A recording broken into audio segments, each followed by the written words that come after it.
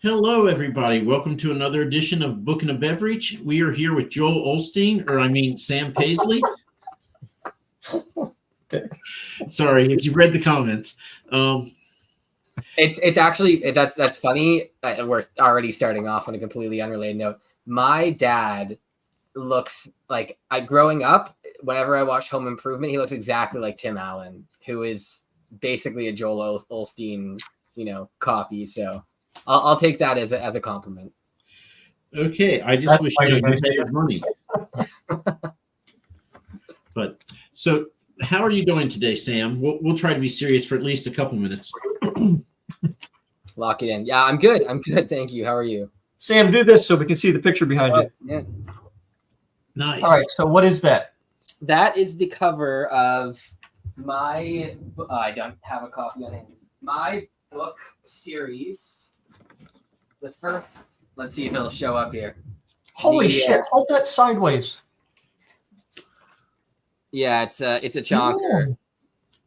It's huge. About 235,000 words. So that's why it took me a decade to write. But that is this is the front cover of book one of the Elements of Time series. Book one is called The Winds of Change, but most people just know the series name, which is The Elements of Time. And yeah, I mean, happy to dive into that as much as you want today. But that's starting out with a 235, that's freaking mad. Yeah, that was not the intention. When I started writing the book when I was in my early 20s, I basically had an idea for how I always wanted to write a trilogy, just because I grew up with amazing trilogies, Back to the Future, Star Wars, The Godfather to a degree. So I wanted to write a trilogy. I knew how I wanted book one to end, and I knew that I wanted to have an elemental magic system and nothing else. And then that is not a good way to plan a trilogy, let me tell you, because the amount of mental gymnastics I had to do in order to make everything airtight plot-wise was it took a full decade, 7 full drafts, all of them basically as long as this. But I'm very happy with the end result. 7 full drafts, almost 1.5 million words. Yes. Oof. I just feel tired now. Yeah, right.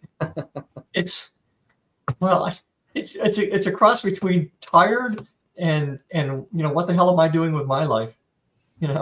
Well, it only netted 1 book actually coming out, so I'm not sure it was worth the effort. But yeah, it was definitely a process, and I think what was really important to me, we were kind of talking about this a little bit before the show, but part of the reason it took 10 years was because I really want to, as much as possible, master the craft of storytelling. I want to write something that was as strong of a story as possible that combined as many of the elements of what I was looking for.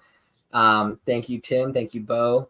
Thank you, John, for those very nice comments. But yeah, it was something where I was really committed to honing my craft as much as I could.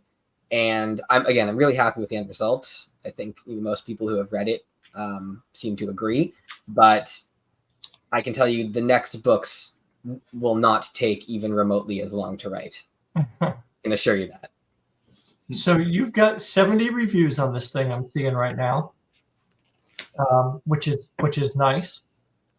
The people who have left you critical reviews just left star ratings.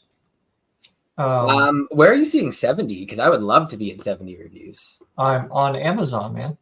I'm not looking at your book. I'm looking at somebody else's book. What the hell?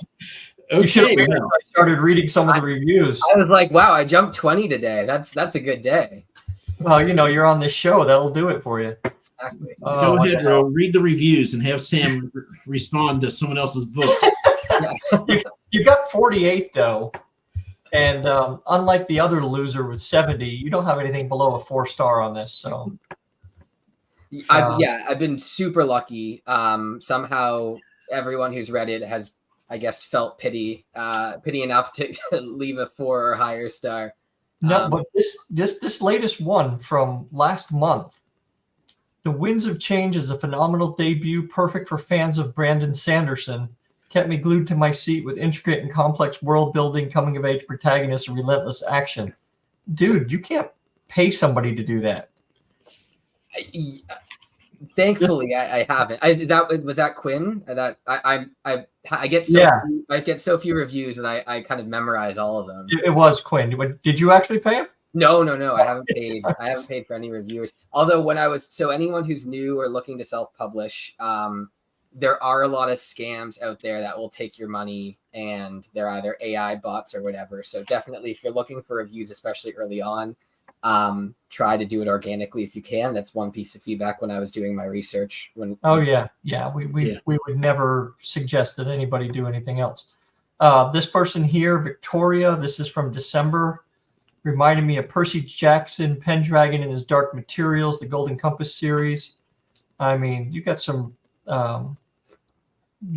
people who are reviewing this really well for you and giving you some great names. If you like the Avatar, The Last Airbender, Star Wars, Harry Potter, Sanderson, or anything like it, this book is up your alley. So well done, you. I guess that 10 years is worthwhile. Yeah, it seems that way, at least for now. I definitely, I always think of it like it. I'm blown away that anyone's taking the time to read my book, let alone review it, let alone like it. So every single review is like infinite fuel for me to keep doing this. So I think they figure if they're going to take that much time to read all of those pages, they may as well give you a review. I mean, I would like them to, but they're under no obligation. That's for sure. So Sam, how many POVs are in this book? Oh man, so I actually had to figure this out because I am planning to release an audiobook, and there's at least 10 to 15, possibly close to 20. But in terms of main characters, there's I would say a core 5 main characters, and then a minimum of 5 to 10 secondary characters who all get their own POV. And then there's probably a few tertiary characters in there that get their own POV. So there's a couple ways I could go right now. I'll go this way first. I've asked this of people before, but I think you might be a person who actually answers in the affirmative. Do you have a wall full of sticky notes? I don't. How the hell do you keep it all straight? Yeah, so that's part of the 10 years thing. But basically, hello there, John. Basically, my process, I figure things out by writing, which is a very time-consuming process. So part of the reason it took 7 drafts is because I would write entire chapters, figure out some idea that I really liked, and then that entire chapter is useless, but the idea within it's good. So I've read and reread my own work so many times, but each character I've given such careful thought as to their motivation and their backstory and why they're doing everything that usually as I kind of am in the process of writing, it all clicks together. Fortunately, for whatever reason, my wife and everyone in my life will attest to this. My brain is weirdly wired to remember media, like film, television, books, nothing else. I can't remember anyone's birthday or anything. But that's what we do. Yeah. So, I mean, I can quote movies and TV shows I haven't seen in 20 years. But I can't remember, my niece's birthday. It's a niece. It's not that important. Yeah, exactly. So it's basically just wrote hard coded into my brain now what's happening in this story. But I think that Pepe Sylvia, It's Always Sunny in Philadelphia meme would probably be an easier method for me to keep track of everything. Yeah, that's just nuts having that much. Your editor must love you. So she, first of all, she's wonderful. She actually also edited Adrian Tchaikovsky's Children of Time. which was the original series title for my book. And then I Googled it and I was like, I gotta name this something else. But yeah, she got a healthy amount of my savings when I yeah, I mean, as an editor, if somebody sent me a 200-something thousand word book, I'd be like, woohoo! It's like, yeah, the next couple months of my life are going to suck, but this is great. Yeah, basically, nice. yeah. Especially having someone who's done some work like that before, I'm sure that has a good part to play in 48 4 and 5-star reviews. Yeah, so what she really did, which was incredible, and I would recommend, if you're finding an editor, someone who's able to do this for you, but she really focused on the craft of writing, as opposed to, she also did like all the line edits and all that kind of stuff, but basically saying like, hey, look, you broke POV here for these 5 lines, or this chapter drags on, a little bit too much in these areas, and kind of just pinpointed things that she knew that I would then be able to pick up on and shrink. And what it allowed me to do was, the original draft I sent her, draft 6, was like 265,000 words, and I cut about 30 to 40,000 words just from her saying like, here's my notes, make it as long as you want. And I was like, perfect. And I went in like a surgeon and just took out, like, my goal was 5 words a page minimum, and I ended up cutting down 10%, almost 15% of the book. Have you ever thought of it like you cut nearly a romance novel out of your book? I haven't, but that's a good way. It's a good way to put it. Yeah. Yeah. EL says it'd be a miracle if you didn't break POV. Yeah. I think if that was me, it would be like, I'd be writing a chapter and somebody would say, didn't you kill him? Like, 50 chapters ago. It's like, oh shit, yeah, I did. I do have to reread a lot. When I'm be like, what was going on here? But eventually, also something I found really useful for anyone who's writing a longer book, I started listening to it, like the auto read function. And that way I could like be doing dishes or something and remember what just happened. So it's a lot faster. Is there any point in the last 10 years where you just sat back at your desk and said, well, how don't I just freaking make this, 2 reasonable sized books? So that was the number one piece of feedback I got from non-genre well, mostly my dad, actually. It was just him. But he said it many times, is because my dad's a wonderful this book is actually dedicated to my parents because of how supportive they were through this whole process. But non-genre readers are like, who's going to read a book that long? It's impossible. And I'm like, listen, there's this guy, Brandon Sanderson. He sells a lot of books. I don't think the length is the issue. But one piece of feedback I did get was to split it up into 2 parts within the same book, because it would give readers a sense of accomplishment of actually getting through it. And there's actually a natural kind of halfway point that ended up being almost exactly 50% of the word count through. I was considering for a time publishing parts 1 and parts 2 at a significantly reduced cost, because it's less expensive to print, and also people can see if they like the book. And then I ended up not doing that because I would have needed to create 2 covers. And for anyone who's familiar with Jeff Brown's work, I do not have the capability to pay for 2 of his covers for so one. That's a hand-drawn cover?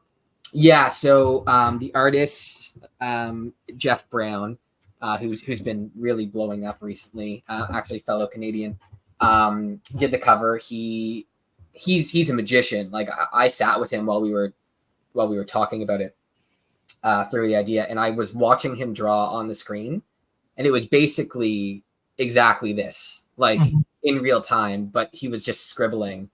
So I don't know exactly his process. I think it's like mostly hand drawn, and then he does some like digital art on top of it in some way. It's fantastic. Yeah. But yeah, if you go to my website, I had him send me all the stages of it, and you can see the progression that we did together. But yeah, so I was, to answer your question in the longest possible way, I was considering releasing it in 2 parts as 2 books, but it was the cover that I had to keep it as one. I couldn't afford it. What's your website? Elementsoftime.ca. And Sam, you wrote a 235,000 word book, so we didn't expect short answers. Yeah. All right, so go to elementsoftime.ca and check out the artist. So yeah, there was something going on Twitter today, and we just like to keep this light and don't want to get too much in the weeds on things, and certainly don't want to get into topics that are controversial in any way.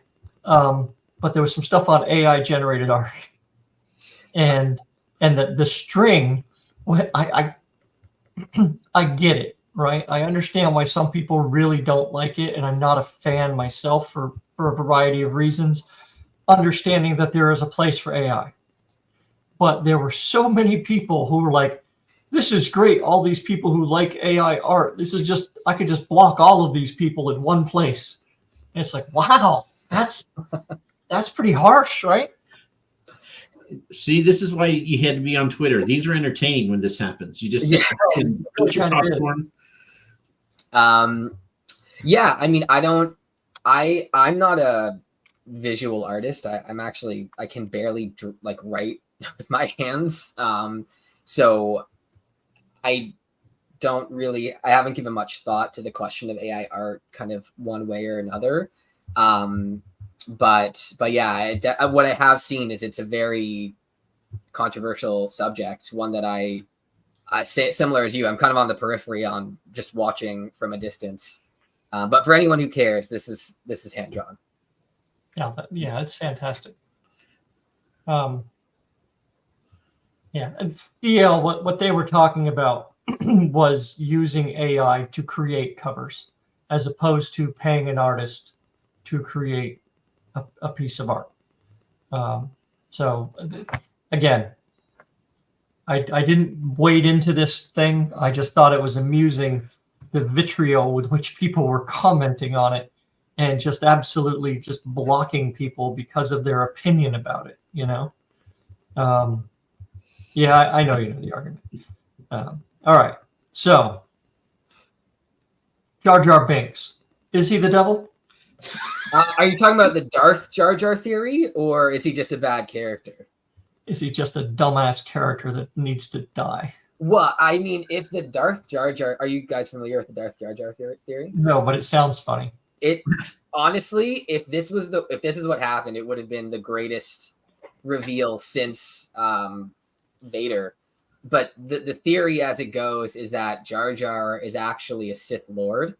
And he was the one who was manipulating even Palpatine in the first movie. And there's some evidence to back this up. I won't bore you. It's worthwhile looking into for anyone who's interested. There's many posts about it. But essentially, the theory as it goes is that he was a Sith, and all his bumbling and whatnot was actually very meticulously planned to kill Qui-Gon, as well as kind of move things along within. I'm just reporting the news. I understand what you're doing. All I can see in my head is the writer's room realizing they've made a grave error and smoking a ton of dope and saying, we need to retcon this thing. Yeah, well, I mean, with that, because I hear James Earl Jones' voice in my head going, I find your lack of faith disturbing. And then I hear, Misa, think your faith is disturbing. Right? And it just doesn't make it. I don't listen. I don't agree or disagree. I think it's an interesting theory. If anything were to come out of the prequels that is interesting, I actually think there's things that you can kind of pick out of the prequels that are good. But I think Jar Jar Binks, as he stands, is not a good character. And even I think I saw it when I was like 8 or 9 or maybe 7. I remember at the time being really annoyed by him. But the theory is interesting if it were to have panned out, which it didn't. But the theory was basically that all of the stupidity of Jar Jar was like an inverse Yoda, basically. Right. Hey, Sam. Yeah, honestly, I would pay to see that. But sorry, Mike. Sam, just so you know, I was 7 when I saw the original Star Wars in theaters. There we go. We're the same age.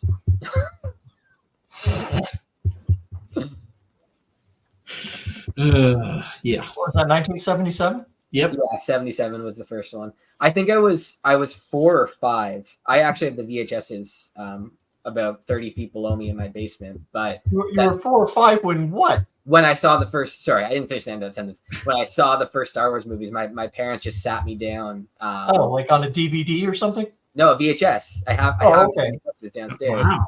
Yeah. VHS is good. Well, I don't know if it ever was on Betamax or anything, but Yes, it well, was. there you go. Well, I didn't have those. I only had the VHS. It was on Laserdisc as well. But it's like one of my core memories is like falling asleep just to the cantina scene when I was basically a toddler still. Did you ask your dad questions that he couldn't answer, like why is he kissing his sister? I don't know that I picked that up quite that young, but I do remember saying Lando Calrissian and my parents being like, "Wow, that's a pretty difficult word for a 4-year-old to say." But I mean, he's the coolest guy in the galaxy. You gotta. Bo Kelly said you're all haters. Jar Jar is awesome. Can we kick Bo out? Can we just mute him now? So what got you into fantasy? I mean, was it Star Wars that really kind of got you into thinking about this kind of thing and saying, I want to develop this massive world that I could not possibly keep all in my head at one time? Yeah, I think, Star Wars had a huge impact on me for sure. Throughout my entire life. I think, I grew up with what I considered to be top tier television shows and movies and video games. And what always drew me in as a kid was the story. When I was watching Saturday morning cartoons, I always hated, I could never stand, my parents tried to get me to watch Sesame Street and Blue's Clues, and I was like, this is stupid. I'm 4, I'm not dumb. So I gravitated to shows with story, things like Avatar: The Last Airbender, which, I was probably 12 or so by then. But even if you think about things like Dragon Ball Z, there is a story there and an arc. And so I grew up just in love with stories and in all of their different forms and the worlds that I got to live in and experience. I remember playing my first JRPG when I was 10, and just the depth of the story blowing my mind about how it kept going and the elements of growth of character. And what I wanted to do, one of my main goals when I was writing, was to create a world that I could give to other people, that could be my gift to the canon of fantasy. Samurai Jack was fantastic as well. And that was something that, and hopefully this series and other future series that I will eventually write will be the same for other people, as no matter what age they are, but a world with deep, rich lore and history and fantasy and magic and science and characters that they can really cling on to, and stories that you can go back to time and time again and learn new lessons from. Yeah, and with 250,000 words, you could damn near go back to it after you finish it. Yeah. So what was this I started? What was that main character's name? I haven't seen him in a long time. Hey, so out of curiosity, when you watched Sesame Street, were they doing stuff in Spanish or in French? I honestly don't know, because I didn't have the patience for it, but I would imagine in Canada that it would have been in French. But I don't think that I can recall a single episode of Sesame Street or whatever. I would turn that stuff off. No, I remember getting the French. Okay, there you go. I remember English. Well, I assume it was English too. It's what, first and foremost. Yes, John, you do. You get paid for what they send you, not what you send back. That's chess, not checkers. Well, the thing is, they have to go through and figure out which of those 250,000 words to get rid of. So it's work on everybody's part. So, Sam, where does your story take place in? Is this in space, another planet? Is it, Georgia? Yeah. So It starts off on Earth. I've been told that it's portal fantasy, which is not a term that I'd heard before sending it out to reviewers. And then from there, it takes place basically throughout space. I won't give away too many spoilers, but there is not really one central location. It's kind of across the cosmos, which allows me to have a lot of very interesting settings. And it's set. This book is set in 2009. Not alternate universe.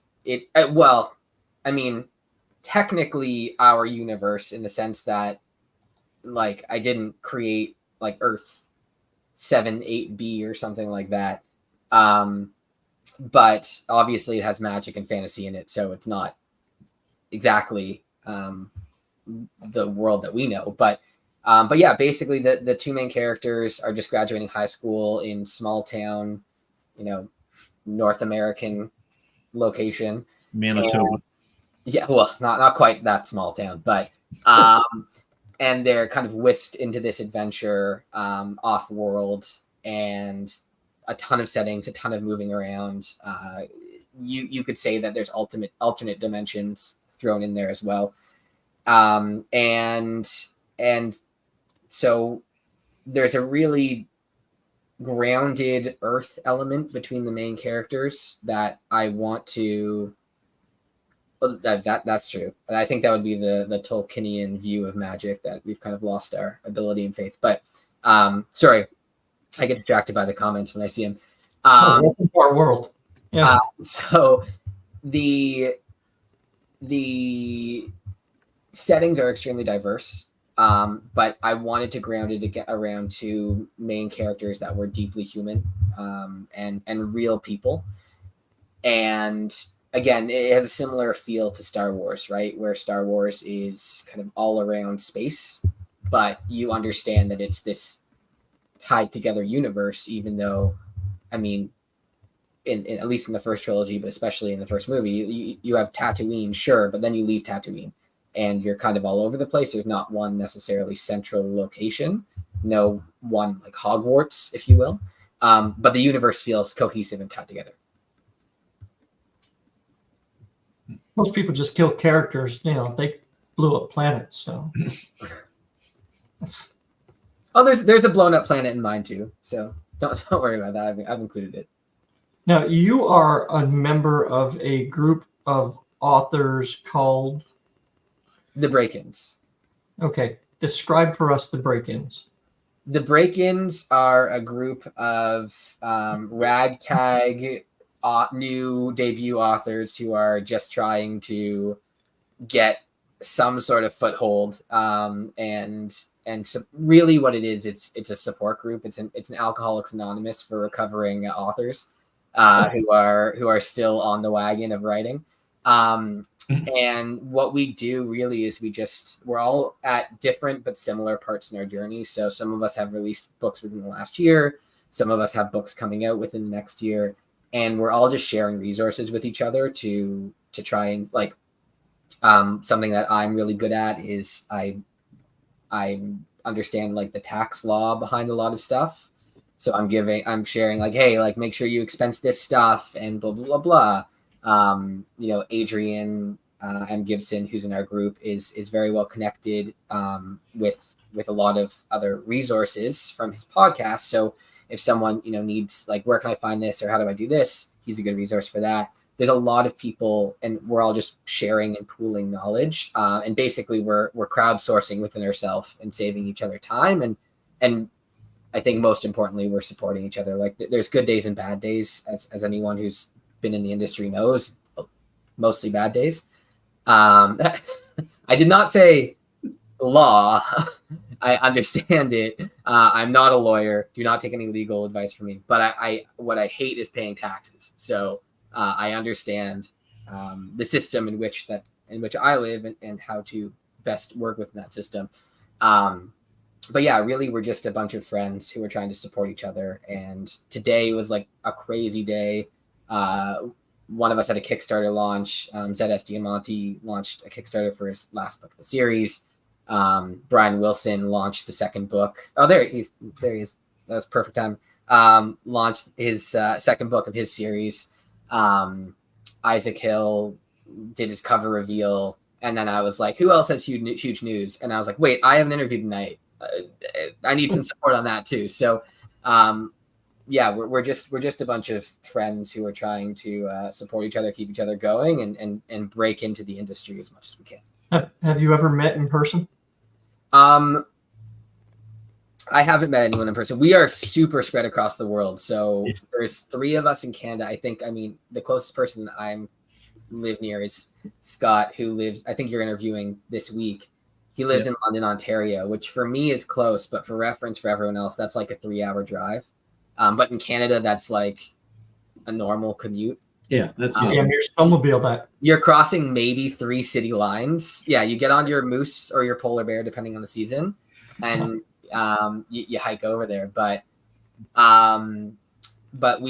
there's people in Australia, Scotland, all across the US. So we always talk about like when we're going to be where in the world so that some of us can try and meet up in person, but I haven't met anyone. I haven't been fortunate enough to meet anyone yet in the group in person. So I want to go back. There's a question from El Montague, and we haven't banned him yet. So we have to get his questions in. Yes. So again, I won't spoil too much, but so he's talking about this one that has fire there, and then there's another one who has a different kind of magic there. So it is magic. I would say this book is science fantasy. So there's similar to Star Wars in the sense that like a lot of the magic kind of blends into pseudoscience, as it were. But the main characters definitely wield a type of magic. It's elemental magic. It is, from what I've been told by reviewers, a fairly unique way that the magic system works. I won't go into too much detail because it's cool as you learn about it, but it's basically through symbiosis with magical creatures. And the magic system is very, very innately tied to the plot and the story as a whole. Cooks the books is a strong term. I organize the books for the group. So yes, the cover, maybe it might be clear if I try to show it like that. So each of the protagonists and the a character there to be named later, they have different types of magic, and there's 2 distinct types of magic in the universe, and then there's also what I would consider a third, which is basically magical. That answer coming up probably during this conversation, Andrew. During what? Sorry? Coming up when? We'll likely get to it, but I'm aiming for later this year, hopefully late summer. But so there's elemental magic, there's kind of another type of magic that you see, and then there's magical artifacts or objects or weapons, which was basically my excuse to just write really cool Jedi-like people into the universe who all have their own distinct and fighting style and weaponry and all that kind of stuff. Did you make the bad guys unable to hit anything? No, my bad guys are well, I can see Bo who I in the chat, who I know has read it, and he can corroborate this, but my bad guys are arguably too powerful. They are one thing I really, really wanted to do, and again, part of the process of taking so long to do it was I wanted every single character to be as competent as possible in every given situation. Something I absolutely hate is like, I mean, Austin Powers does a great job of making fun of this, but like, you know, why doesn't the bad guy just shoot the good guy right there? And Dr. Evil's like, you don't understand how it works. I'm going to leave him in a room with unprotected guards and hope that everything turns out. So tell him my whole plan. Yeah, exactly. And I mean, those movies are fantastic, but no. So I really, really wanted to plot out every single character's move in every single situation. And oftentimes it would be me sitting there thinking, okay, what would the antagonist do in this situation? What would the good guy do? How would that actually work to get them out of this fight? Like really going through the motion back and forth to make sure there was no, or as little plot armor as feasible. And so you guys just get together like once a week or so and just over like a Zoom call or something? The Bragans? Yeah. Or all the voices in my head? No, the voices, we didn't get time for all the voices in your head, I don't think. We have a Discord that's active basically every second of the day. And that's how we communicate, and that's great because we can like all talk at wherever we are, literally at any time point. It's difficult to get us all onto a Zoom. I think we try to connect about once a month, but that's oftentimes because we're trying to juggle. Yeah. If you've got guys in Australia, yeah. What's that, like 14 hours ahead or some nonsense? Yeah, it's very strange. Like the times that I'm up to like 1 or 2 in the morning, and someone else it's like the middle of the day, and we're having a conversation. I'm like, I don't know if you're off your schedule or I'm off my schedule, but we do try to Zoom when we can for as many of us as possible. But usually it's like half the group just because of the time zones. And so it's happened. What?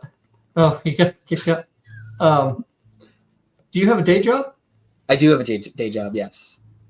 Okay, what do you do? The short answer is sales. But basically, my official title is the director client engagement for an HR consultancy. I used to be in tech sales. It was part of that tech bubble, and I got out of that.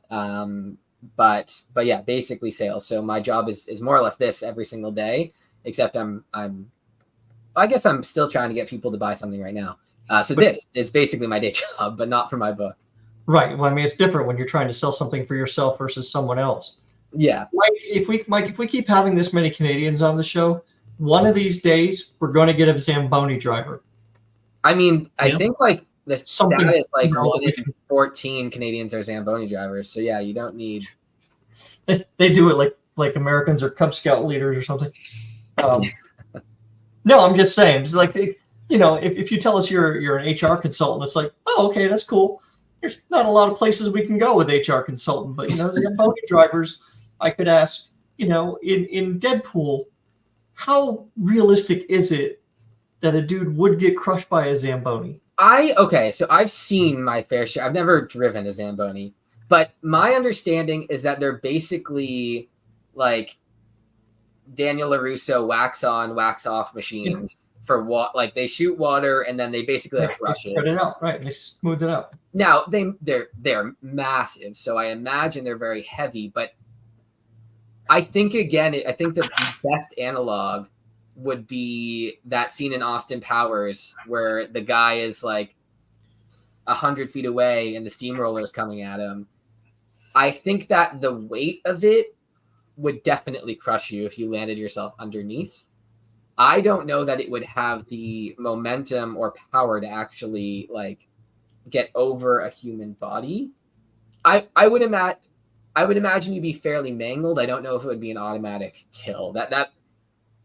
I wasn't thinking of them. I thought they had like a big bumper along the front, and I just Googled them, and no, it would absolutely run over you. Yeah. I just don't know if the wipers would like wipe you out of the way first. No, you would absolutely, if you weren't killed outright, you would be drug around the ice, screaming your head off. Oh yeah, it wouldn't be a pleasant thing. I don't recommend it. Let's give it a whirl. Yeah, okay. So Sam, since we're talking about Canadian topics here, when is the last time that you've gone curling? So I went to the equivalent of state in high school for curling. You actually played? Yeah. Fantastic. I went to what's called OFSA, which is like the Ontario school, like high school association of curlers. We got demolished. I had no right being there. I was in a bracket of 16, and my group of 4 was like literally the Canadian juniors, the Ontario juniors, and another high school team. And I've never lost so hard at a sport before, because we were fine. Like, we were good enough to qualify, but like it'd be like basically playing future Olympians. You say the word sport with a straight face. Well, I've played other sports, that's for sure. There are things that are sports and there are things that are games, right? Bowling, game. Darts, game. Right? Hockey, sport. Definitely. So kind of whatever.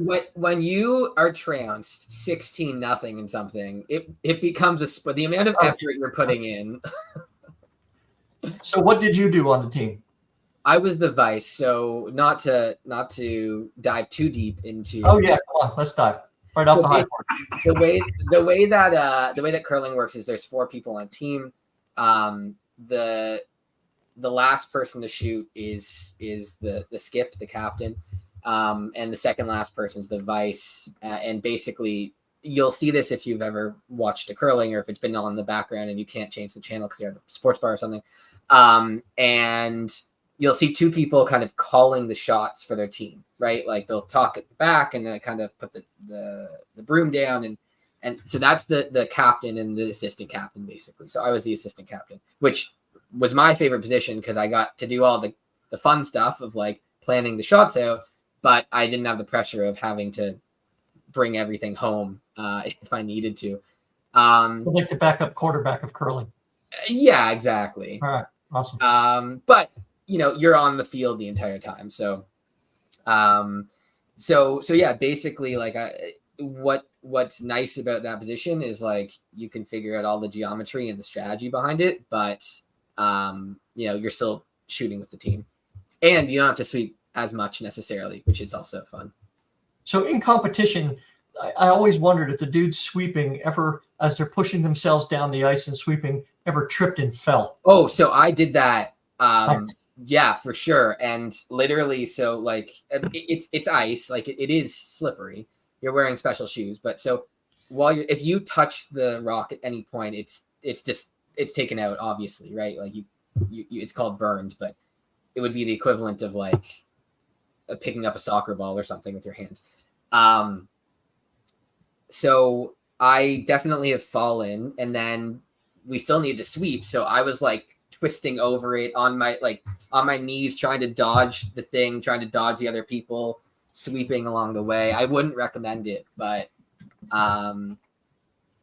you fall because you're standing on ice and you slip. So, Sam, I want to go back. How many people are in the break-ins? Because I think we've interviewed, I won't say all of them, but I'm thinking maybe now just maybe a third. I think off the top of my hand, 15. I could be wrong. It could be 16, but no more than that. Have you put a hard cap on it? I think we've put an unofficial cap on it, not for any reason other than the fact that the Discord's already extremely, extremely busy. And we really, Brian's saying 16. We really, really want to make sure that we give everyone attention and like we're all supporting each other. And we started to realize once we hit like 12, 13, 14, we're like, okay, there's too much going on here. So I don't think it's not like a clique. Like we all want to help as many people as we can, but just for the sake of like today, for example, there was like 4 major things happening and that stretches everyone pretty thin. So that's the number for now, whether it grows in the future or shrinks. This is by no means like a legally binding committee of people, but we all, the focus is on helping each other. How did it start? Sorry, I didn't hear both the Sorry, go ahead, Ro. How did it start? I think that it was Scott and Josh, Scott Palmer and Josh Walker. They were basically they're Josh just released his book. Scott's releasing in a couple months, and last year they were just looking for support, basically. So I think they connected either on Twitter or something, and then posted a tweet out there to be like, "Hey, are there any other people?" And they just started collecting people who were in similar positions. I saw Rob Lee on an interview with Beard of Darkness, talking about the break-ins, and this was like 3 or 4 months out of my book being released. I was just overwhelmed with everything. I had no idea what I was doing, and happened to have started a conversation with Brian Wilson a couple weeks before we had started supporting each other, and I was just like, hey, I'm going to message this Rob guy, see if they'll let us into the group. Thankfully, they did, because it's been an absolute blessing to just be able to, share wins and losses. But it was really organic. It was just a couple of guys who were looking for friendship, and camaraderie and help. Nice to meet you, John. That's good. I think that's nice to have a group like that where you can, you're all kind of dealing with the same shit, and you can toss ideas off. You don't have to bother your spouse about it, who is most likely not really up on all the kind of headspace things that you're going through. Oh. Mike, sure. What did I interrupt you with, man? Sorry. Well, no, I was just saying they should have called themselves the Fellowship of the Novel. I didn't pick the name, but I do like the idea of a fellowship. They already had the shirts made, man. You're too late. Yeah. I'm going to trademark that now. Your big shining success story. So what is coming out next from Sam Paisley? 410 page or 1,000 page book or what? So I actually went the opposite route. I do have a secret project, which isn't secret because I've talked about it many, many times. But I do have a project that I am working on.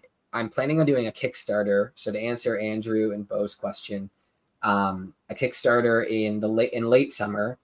And it's going to hopefully be a combination of a couple different projects all at once, so I can bundle things for people and really give them a nice package. But the goal is, so I'm working on an audiobook right now for The Elements of Time for book 1. I've got a really, really amazing voice actor who I'm super excited about. He was on the West End. He's a professional actor and singer. Not that there's songs in my book, but just a beautiful voice to listen to. I do have sorry? That's going to be a little daunting with a book that long, because how many hours is that going to be? So it's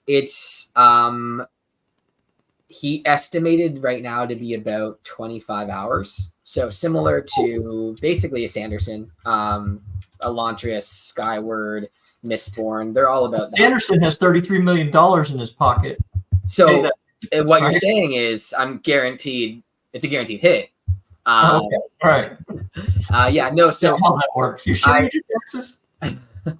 I did negotiate it. So this voice actor is very interested. So we've negotiated a fair deal between the two of us, and he read the book and was like, look, I'd love to do this with you. It is obviously an expensive endeavor, but that's also why I'm hoping to do a Kickstarter to get it off the ground, and then accompanying that with the secret project, which I got beta reads back from very recently, and it was highly positive, which is encouraging. I will share or announce that it is a novella.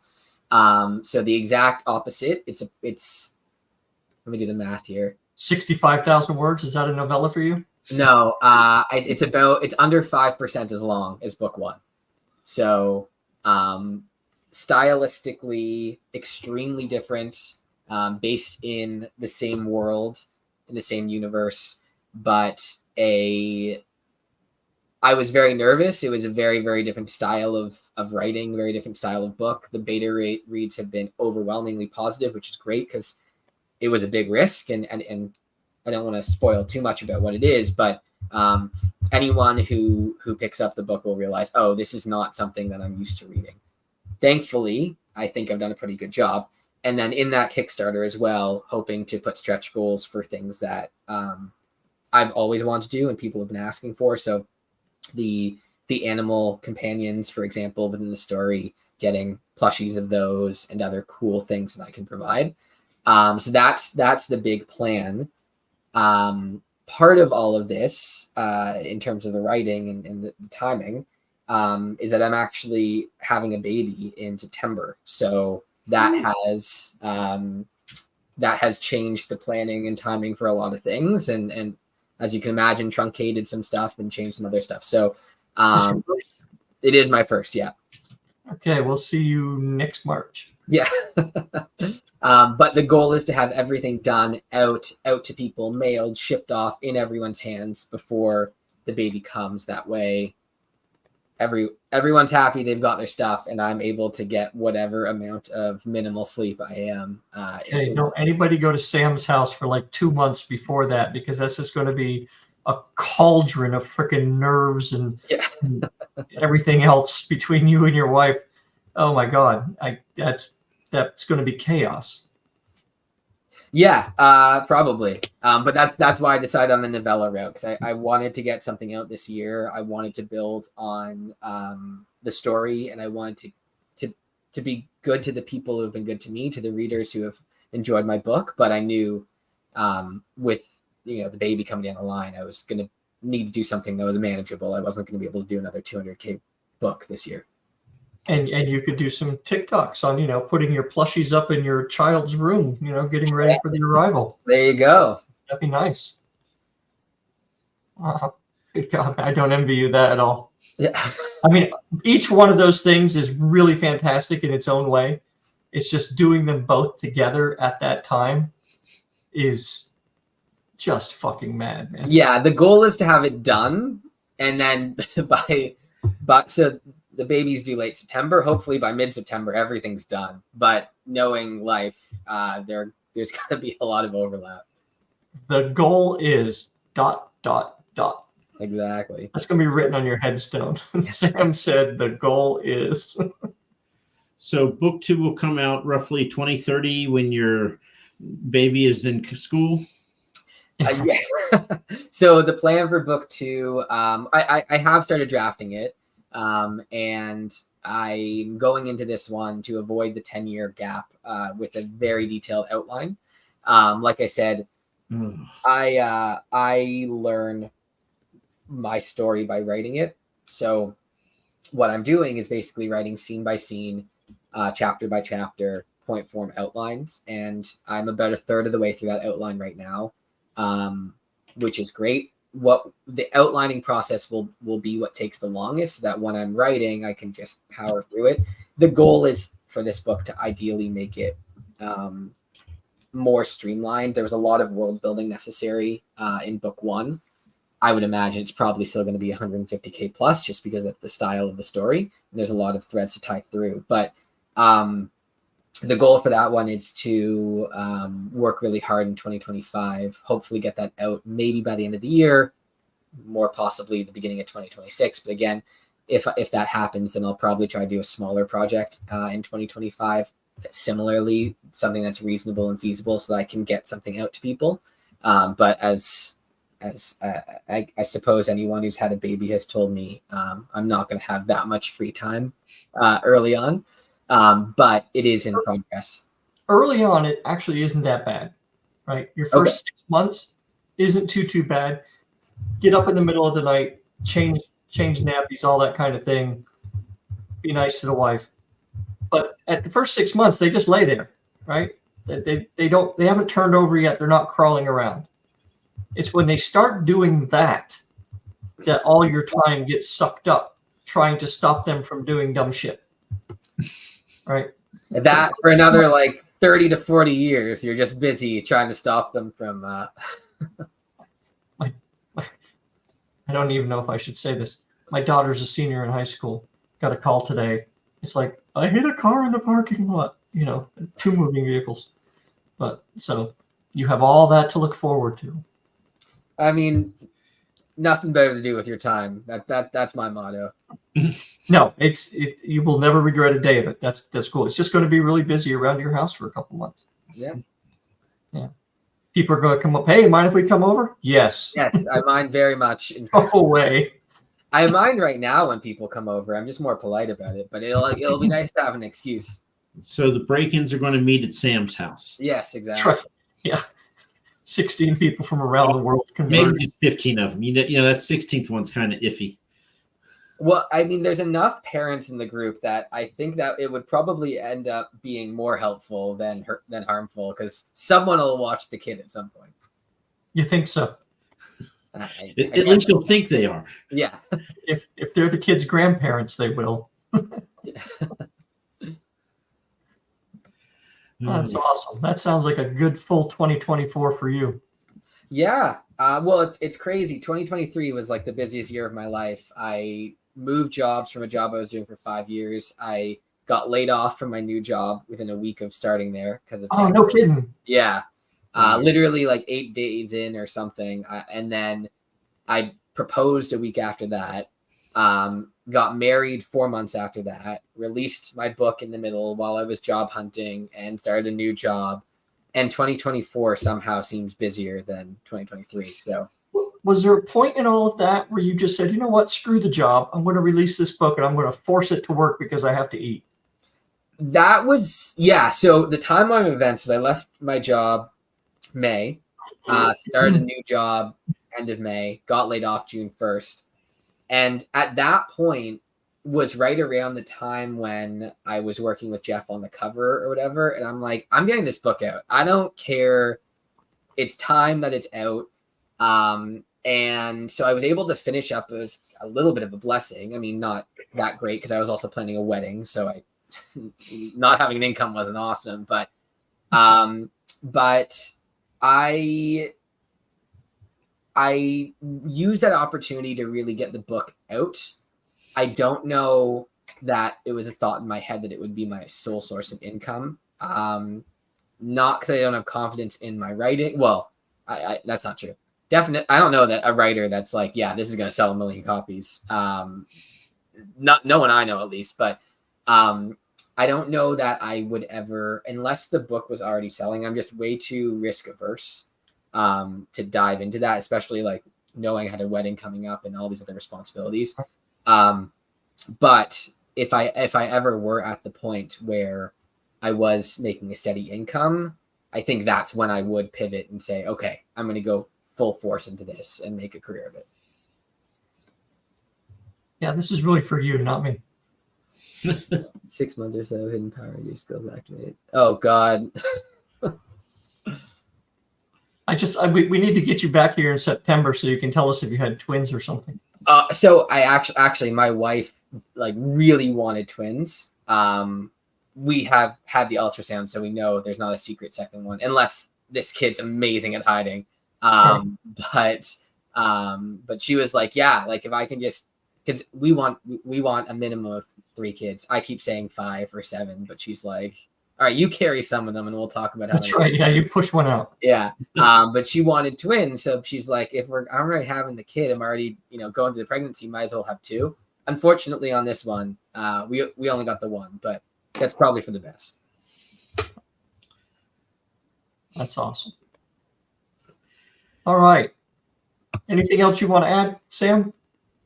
I guess for anyone who's interested, you can go to elementsoftime.ca to see more about the book, reviews, interviews, all that kind of stuff. It's available on Amazon.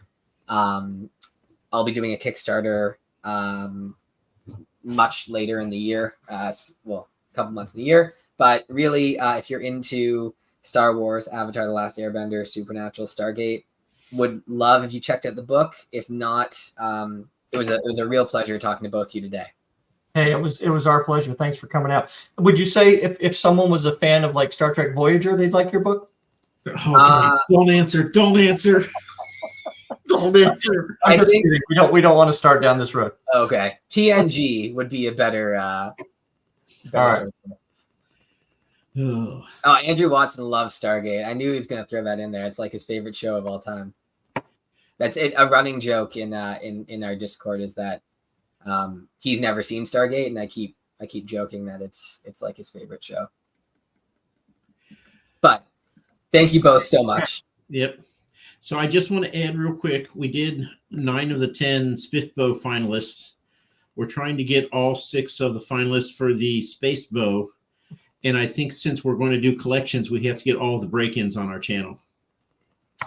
I will spread the word. I think that everyone is definitely interested. I think most of them have contacted me. At least it feels like, oh, yeah, there's another break-in, another break-in. Who started this? How dare you? You've got Scott tomorrow or this week, Yeah. I think? Tomorrow, I believe, yeah. Alphabetically, you have to do Sam Paisley, then Scott Palmer. Otherwise, it throws everything out of whack. Mike, I think we ought to start an AARP version of a writers group. What do you think? Can we call it Get Off Our Lawn? Yeah, that's perfect. There you go. Right. Okay. All right. Hey, I'm the youngest of 7, Bo. It's not all bad. Sometimes it takes that many to get it right. See, in our house, 3rd time was a charm. But anyway, I think we can leave it there. Sam, thank you for coming. Absolutely. And let's all wave awkwardly, and we're going to end the stream now.